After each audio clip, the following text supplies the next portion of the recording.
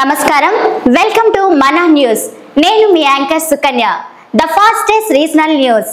అసలు గోశాలను ఇక్కడి నుంచి తీసేసి చాలా దూరంగా తీసుకునేటువంటి పరిస్థితి కూడా ఈ రోజు అక్కడ నెలకొంది కాబట్టి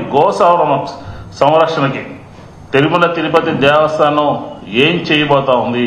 ఈ రాష్ట్రంలో ఉన్నటువంటి ప్రధాన ఆలయాలకు సంబంధించినటువంటి గోశాలలు అనేక ఉన్నాయి ఆ గోశాలలో ఉన్నటువంటి పరిస్థితి ఏంటి మాకు అందుతున్నటువంటి సమాచారం ప్రకారం ఆయా గోశాలలో సరైనటువంటి సౌకర్యాలు లేకుండా దానికి కావాల్సినటువంటి ఆహారాన్ని అందించేటటువంటి ప్రయత్నం చేయకుండా నడుస్తున్నట్టుగా కూడా తెలుస్తుంది కాబట్టి రాష్ట్రంలో ఉన్నటువంటి అన్ని గోశాలలోనూ తిరుమల తిరుపతి దేవస్థానంలో జరిగినట్టుగా జరగకుండా చర్యలు తీసుకోవాలని చెప్పని ఇలాంటి సంఘటనల పట్ల ప్రభుత్వం సరైనటువంటి చర్యలు తీసుకోకపోతే ఖచ్చితంగా వైఎస్ఆర్ కాంగ్రెస్ పార్టీ ఈ గో సంరక్షణ విషయంలో కానీ దేవాలయాల సంబంధించినటువంటి వాటి విషయంలో కానీ ఈ ప్రభుత్వం ప్రదర్శిస్తున్నటువంటి నిర్లక్ష్యం లేకపోతే ఈరోజు చూడండి ఈ ప్రభుత్వం వచ్చిన తర్వాత ఆంధ్రప్రదేశ్లో ఈ 10 నెలల కాలంలో ఎన్ని గుళ్ళని కోల్చడం జరిగిందో విజయవాడ నగరంలో వివి నరసరాజు రోడ్లో గోశాలని నగరపాలక సంస్థ అధికారులు కూల్చేయడం జరిగింది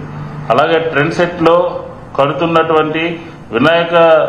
స్వామికి సంబంధించినటువంటి టెంపుల్ ని కట్టేసిన తర్వాత 2 బుల్డోజర్లు తీసుకొచ్చి కోలుకొట్టడం జరిగింది అలాగే నరసరావుపేటలో కానీ అలాగే విశాఖపట్నంలో కానీ అలాగే కోసూరులో కానీ అలాగే జ్యోతినారాయణ క్షేత్రంలో కాశీరెడ్డి దీనికి సంబంధించినటువంటి గోశాలలో కానీ అన్నదాన సత్రాలు కానీ కూల్చేయడం ఈ రకమైనటువంటి దానికి ఎక్కడో కూడా సంఘటన జరిగిన తర్వాత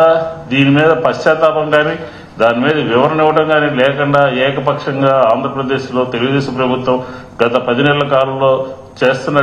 జరుగుతున్నటువంటి హిందూ ధర్మానికి వ్యతిరేకంగా జరుగుతున్నటువంటి అంశాలని మేం చెప్పడం కాదు ఇవన్నీ కూడా జరిగినటువంటి వాస్తవాలు ఏ ఆధారాలతో మీరు జరగలేదని చెప్తున్నారో ప్రజల ముందు పెట్టాలి అని చెప్పని వైఎస్ఆర్ కాంగ్రెస్ పార్టీ కోరుతాం